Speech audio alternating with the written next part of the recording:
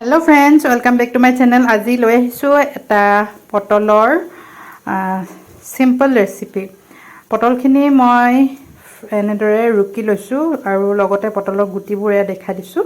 পটলৰ গুটিবোৰ এনেদৰে ৰুকুতে যিহেতু ওলাই গৈছে, কোমলবোৰ ৰুকুতে মিলি গৈছে, কিন্তু মানে অকণমান টানবোৰ ওলাই গৈছে আৰু সেইটো কাৰণে সেইখিনি মই অতৰাই দিছোঁ। এয়া চাওক, পটলবোৰ ধুনীয়াকৈ ৰুকি লৈছোঁ।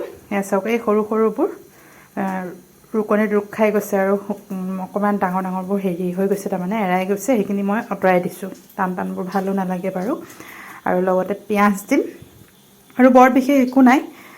পিঁয়াজ এয়া ৰুকি ল'লোঁ, পিঁয়াজো ধুনীয়াকৈ ৰুকি লৈছোঁ। ৰুকি ল'লেই ভাল লাগিব, যিহেতু ধুনীয়াকৈ পকৰি টাইপৰ হ'ব যিহেতু।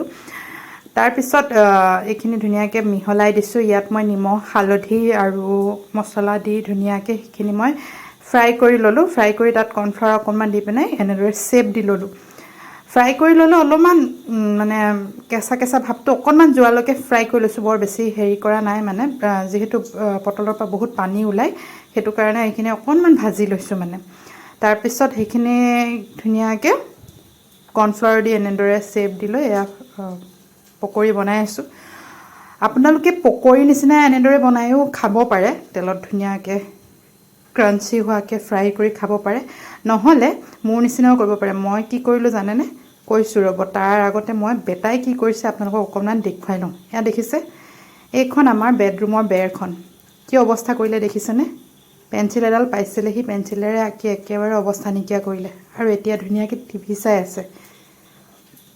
মই অকণমান খং কৰিলোঁ, তাৰমানে খং কৰাৰ কাৰণে মুডটো দেখাইছে, আৰু মুডটো একদম ডাউন হৈ গৈছে, কৰি আছে, কৰি টিভি চাই আছে। আৰু খং উঠে দিয়কচোন, নুঠিবনো কেলে? ইমান ধুনীয়া বেৰখন নষ্ট কৰিলে, কিন্তু উপায়োতো নাই।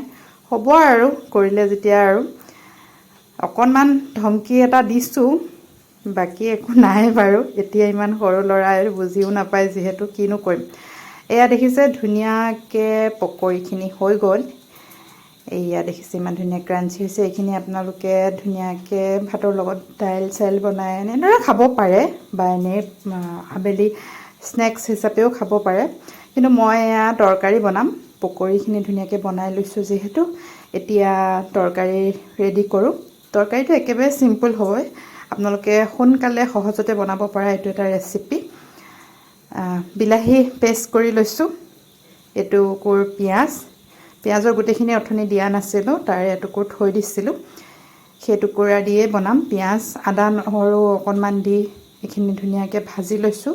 ইয়াতে নিমখ, হালধি আৰু মছলা অকণমান দি দিছোঁ, জলকীয়া গুড়াও অকণমান দি এইখিনি ভাজিছোঁ অলপমান সময়, ৰঙচুৱা হোৱাকৈ ধুনীয়াকৈ ভাজিছোঁ।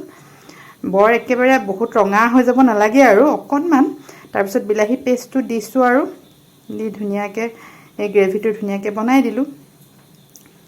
গ্ৰেভিটো তেতিয়ালৈকে বনাব লাগে যেতিয়ালৈকে মানে বিলাহীখিনিৰ পৰা মানে তেলটো যাতে মানে মছলাখিনিয়ে ধুনীয়াকৈ এৰি নিদিয়ে, তেনেকৈ ভাজিব লাগে। এইটো চবেই জানেই আৰু বিলাহীৰ গ্ৰেভি বনাবলৈ।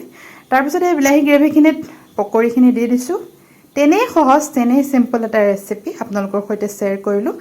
যদি ভাল লাগিলে এটা লাইক কৰি দিব, আৰু যদি মানে নতুনকৈ আহিছে মোৰ চেনেলটোত, তেনেহ'লে মোৰ চেনেলটো ছাবস্ক্ৰাইব কৰি দিব, আৰু কাষৰ বেল আইকনটো দবাই দিব, নতুন মোৰ ভিডিঅ'সমূহৰ ন'টিফিকেশ্যন পাই থাকিবলৈ।